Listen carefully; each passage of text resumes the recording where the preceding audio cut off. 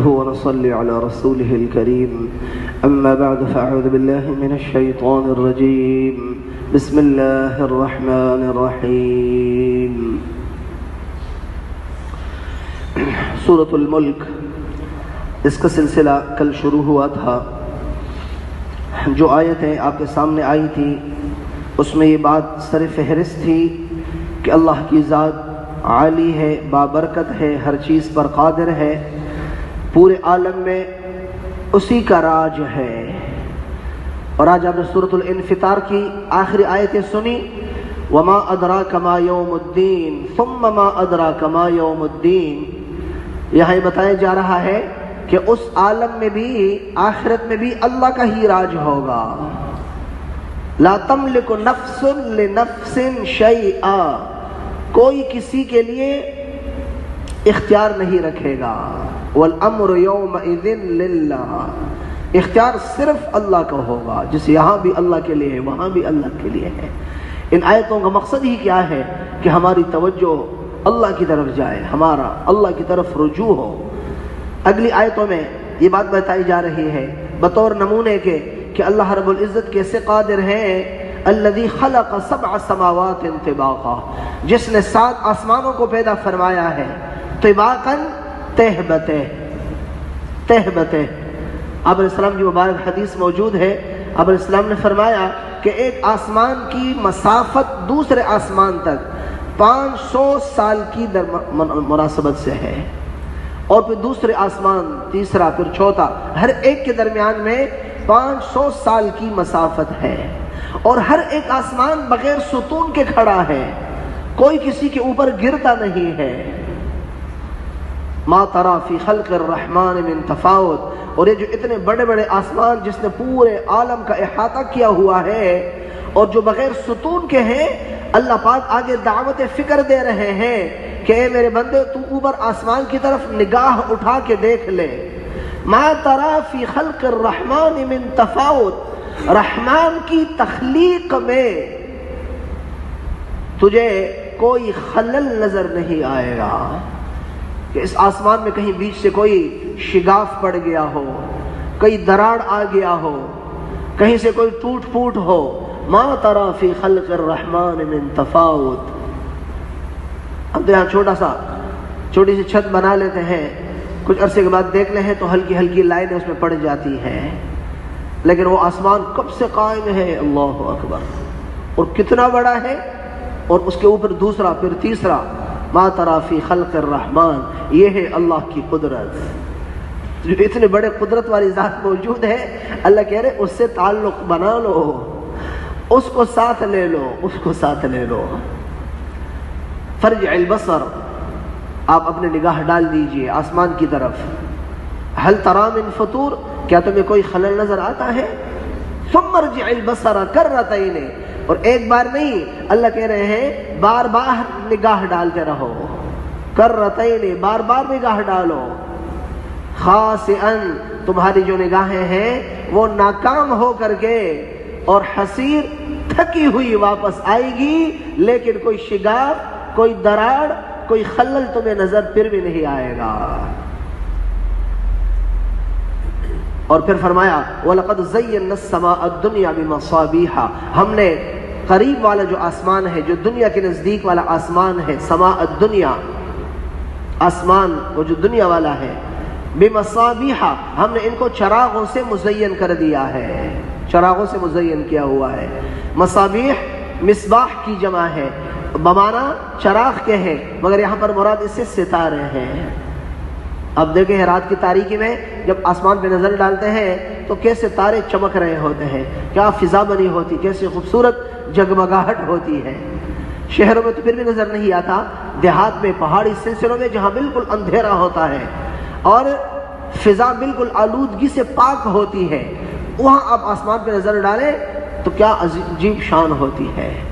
اللہ فرمان وَقَدْ زَيَّنَّا السَّمَاءَ الدُّنْيَا بِمَصَابِيحَ، ہم نے آسمانی دنیا کو چراغوں سے، ستاروں سے مزین کیا ہوا ہے۔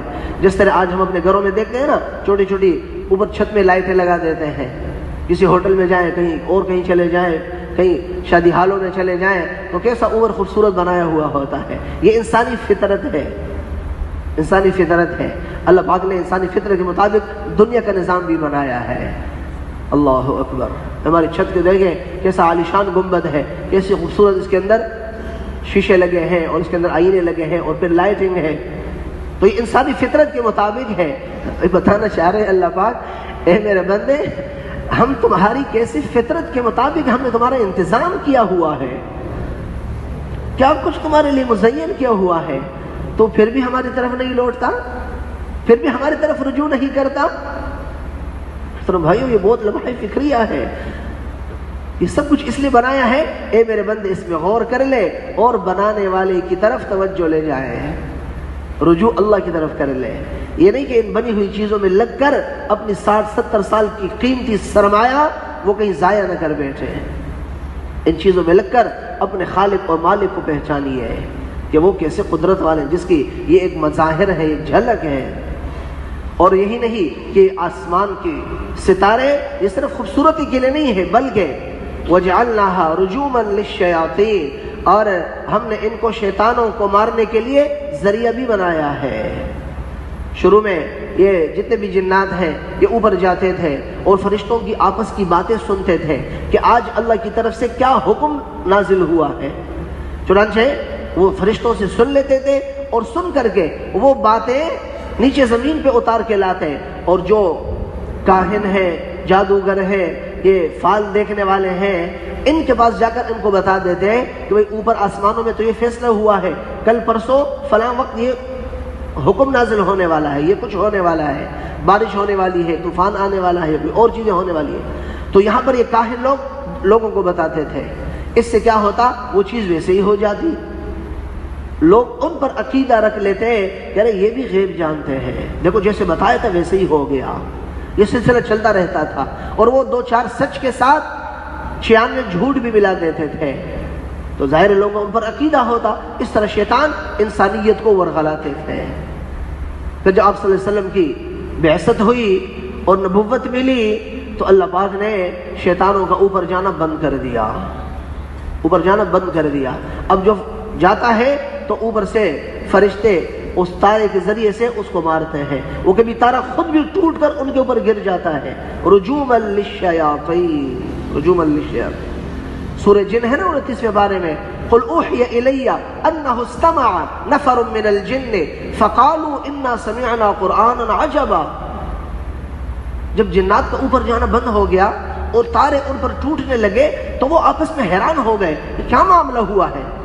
پہلے تو ہم جاتے تھے، اب جاتے ہیں تو ہمیں مارا جاتا ہے، اوپر جانے نہیں دیا جاتا. تو انہوں نے آپس میں میٹنگ کی اور کہا کہ ذرا اطراف عالم میں پھیل جاؤ، دیکھو کوئی خاص واقعہ رونما ہوا ہے، کوئی خاص بات ہوئی ہے جس کی وجہ سے اوپر جانا. چنانچہ فرشتوں کی جنات کی ایک جماعت، دوسری جماعت، تیسری اطراف عالم میں پھیل گئی. ایک جماعت ایسی آئی جو آپ علیہ السلام کے اوپر سے ان کا گزر ہوا. فجر کا وقت تھا، آپ علیہ السلام نماز پڑھا رہے تھے. اب وہ جنات کی جب نظر پڑی اور قرآن کی آیات کو سنا، سب جمع ہو گئے. قل اوحی الی انہ استمع نفر من الجن. پھر وہ جماعت اپنے جنات کے پاس جا کر کے کہنے لگے انا سمعنا قرآنا عجبا، آج تو ہم نے عجیب کلام سنا ہے، آج تو ہم نے عجیب کلام سنا ہے. یہدی الی الرشد، جو ہدایت کی طرف رہنمائی کرتا ہے. پتہ چلا ارے یہ وہ وجہ ہے جس کی وجہ سے ہمارا اوپر جانا بند ہوا ہے. خیر، پھر وہ جنات آپ علیہ السلام سے ملے، آپ علیہ السلام نے ان کو دعوت دی اور وہ مسلمان ہوئے. پھر وہ اپنے اپنے جگہ جا کر انہوں نے وہاں دعوت دی. قصے مختصر کہ اللہ پاک فرما رہے کہ ہم نے آسمانی دنیا کو ان چراغوں سے مزین کیا ہے، خوبصورتی کا کام بھی لیا جاتا ہے، اور ساتھ میں جب جنات اوپر جاتے تھے فرشتوں کی باتیں سننے کے لیے تاکہ وہ نیچے اترے اور کاہنوں کو بتائیں اور وہ کاہن انسانیت کو گمراہی میں مبتلا کر دیں. اب ایسا نہیں ہوگا، اب اوپر سے ان کو تارے لگتے ہیں اور ان کے دل کو مارا جاتا ہے. اب دیکھیں اس پہلو سے کہ اللہ پاک نے ہمیں آپ کو گمراہی سے بچانے کے لیے یہ انتظام بھی فرمایا ہے. سوچنا اس پہلو سے ہے، مزین بھی کیا ہے اور ساتھ میں گمراہی سے بھٹکنے سے بچانے کے لیے اللہ نے یہ انتظام بھی فرمایا ہے. وَجَعَلْنَاهَا رُجُومًا لِلشَّيَاطِينِ وَأَعْتَدْنَا لَهُمْ عَذَابَ السَّعِيرِ. اللہ فرمانا ہم نے ان شیاطین کے لیے دوزخ کا، آگ کا عذاب تیار کر رکھا ہے. بارہ ہم اللہ کی قدرتوں پر یقین کر لیں، ان کو دل میں بٹھائیں، اس سے تأثر پیدا کریں، ان میں لگ کر اپنے خالق کو پہچانیں اور ان سے تعلق قائم کریں۔ اللہ پاک ہم سب کو ان آیات کی مقصد کو سمجھ کر اس کے مطابق اپنی زندگی کو بنانے کی توفیق نصیب فرمائے۔ الحمدللہ رب العالمین۔